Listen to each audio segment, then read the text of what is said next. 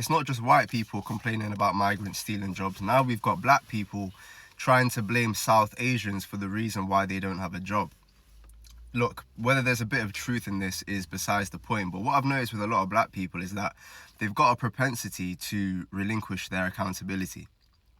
Whenever something goes against them, it's always the system's fault, it's never theirs.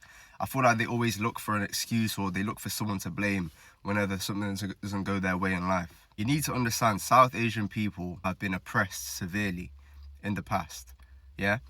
Whether or not it was as bad as black people, that's a separate argument. But they've had their hardships historically. They've been through a lot of adversity.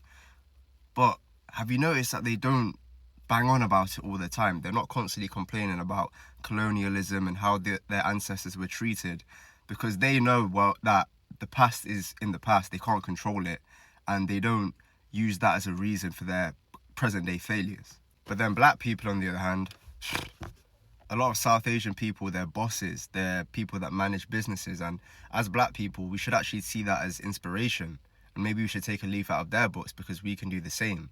But instead you want to complain and say, oh, they're taking our jobs. Sounds pretty far right, sounds quite racist to me.